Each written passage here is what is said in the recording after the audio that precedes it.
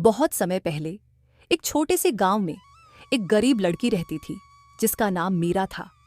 मीरा का जीवन बहुत ही साधारण था, लेकिन उसमें एक खास बात थी। वह कभी हार नहीं मानती थी। उसके पिता रामुदीन एक छोटे किसान थे और उनकी जिंदगी में कोई बड़ी खुशहाली नहीं थी। फसलें हमेशा ठीक नहीं होती थीं और जो भी थोड़ा बहुत मिलता था वह मुश्किल से ही घर चलाने के लिए पर्याप्त होता।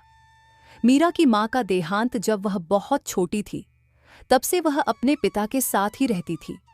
उसकी मां के बिना घर बहुत सुनसान और उदास सा लगता था। मीरा का दिल बहुत बड़ा था। वह अक्सर सोचती, अगर मेरे पास इतना पैसा होता तो मैं अपने पिता का इलाज करवा सकती, गांव के गरीबों की मदद कर सकती और सभी के चेहरों पर मुस्कान ला सकती। लेकिन सच्चाई यह थी कि उसके पास कुछ भी नहीं था। गांव के दूर मीरा को अपने पिता के साथ खेतों में काम करना पड़ता था। कभी कभी उसे बहुत थकान महसूस होती, फिर भी वह कभी अपने पिता से कुछ नहीं कहती। वह जानती थी कि उनकी मेहनत से ही घर चलता था और वह उनका साथ देने के लिए पूरी तरह से तैयार थी। गांव में एक पुरानी कहानी मशहूर थी जिसे बुजुर्ग लोग अक्सर बच्चों को सुनाया करते थे। कहते थे कि गांव के पास एक घना जंगल था जहां एक जादुई पेड़ था।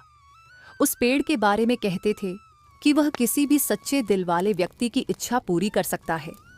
अगर कोई व्यक्ति सच्चे मन से उस पेड़ के पास जाकर अपनी इच्छा व्यक्त करता तो उस पेड़ की परी उसकी मदद करती। लेकिन यह भी कहा जाता था कि उस पेड़ के पास जाना आसान नहीं था। जंगल घना और डरावना था और बहुत कम लोग उस रास्ते पर जाते थे। मीरा ने यह कहानी कई बार सुनी थी, लेकिन उसने कभी इस पर ज्यादा ध्यान नहीं दिया। वह जानती थी कि अगर ऐसी कोई चीज होती तो किसी ने पहले ही अपनी मदद ली होती। एक दिन मीरा के पिता अचानक बीमार हो गए। वह बहुत कमजोरी महसूस करने लगे और खेतों में काम करने की हालत में नहीं थे। मीरा बहुत चिंतित हो गई, लेकिन उसके पास पैसे नहीं थे कि वह अपने पिता का इलाज करा सके। मीरा का दिल भारी हो गया। वह सोचने लगी, क्या मुझे उस जादुई पेड़ के पास जाना चाहिए? क्या वह सच में मेरी मदद कर सकता है? और फिर उसने ठान लिया कि वह उस पेड़ तक जरूर जाएगी। एक शाम जब सूरज ढलने को था और गांव के सारे लोग अपने अपने घरों में थे, मीरा चुपके से घर से बाहर निकल पड़ी। वह जानती थी कि अगर उसे जंगल में जाने का कोई मौका मिलेगा तो यह अब है। उसने अपना छोटा सा बैग लिया और धीरे धीरे जंगल की ओर चल पड़ी। रास्ता बहुत कठिन था, लेकिन मीरा का दिल दृढ़ था। जंगल में घुसते ही उसे थोड़ा डर लगा, क्योंकि वहां की खामोशी अजीब थी। हर कदम के साथ वह और गहरी अंधेरे में डूबती जा रही थी। लेकिन मीरा ने हिम्मत नहीं हारी और वह लगातार चलती रही। कुछ समय बाद वह उस जादुई पेड़ के पास पहुंच गई। ये पेड़ बहुत पुराना और विशाल था और उसकी जड़ें जमीन में गहरी तक धंसी हुई थीं। पेड़ के चारों ओर एक हल्की सी चमक सी फैल रही थी और मीरा को लगा जैसे उसे किसी ने आशीर्वाद दिया हो। वह धीरे धीरे उस पेड़ के पास पहुंची। उसने अपनी आंखें बंद की और भगवान से प्रार्थना की, हे भगवान, कृपया मेरे पिता को स्वस्थ कर दो और हमारा जीवन बदल दो। उसकी प्रार्थना खत्म होने से पहले ही अचानक एक हल्की सी रोशनी हुई और सामने एक परी प्रकट हुई। वह परी बहुत सुंदर और चमकदार थी। उसकी आंखें जैसे आकाश के तारे की तरह चमक रही थीं। उसके चेहरे पर एक मीठी मुस्कान थी और उसके लंबे बाल हवा में उड़ रहे थे। वह परी मीरा को देखकर मुस्कुराई और बोली, तुम्हारी इच्छा सुन ली गई है मीरा, मैं तुम्हारी मदद करने के लिए यहां हूं।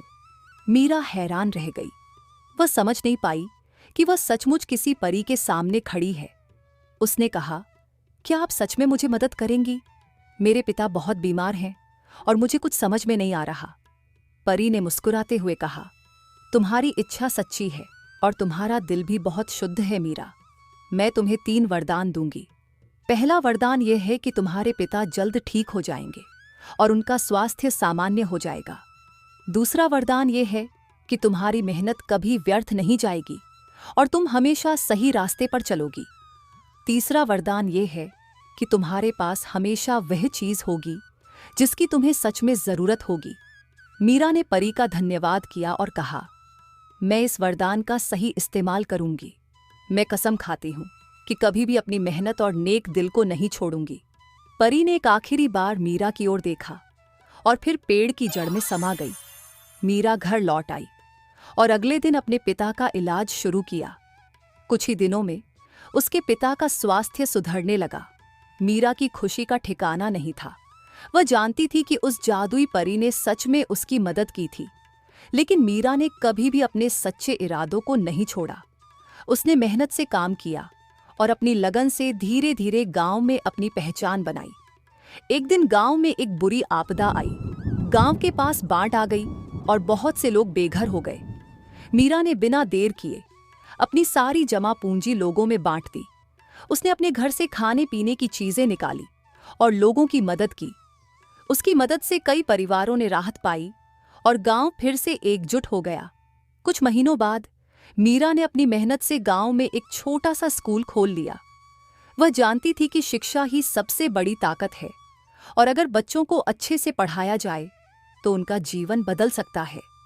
मीरा ने शिक्षा के माध्यम से गांव में एक नई रोशनी फैलाई। गांव वाले मीरा की ईमानदारी और दयालुता के कारण उसे अपनी बेटी जैसा मानते थे।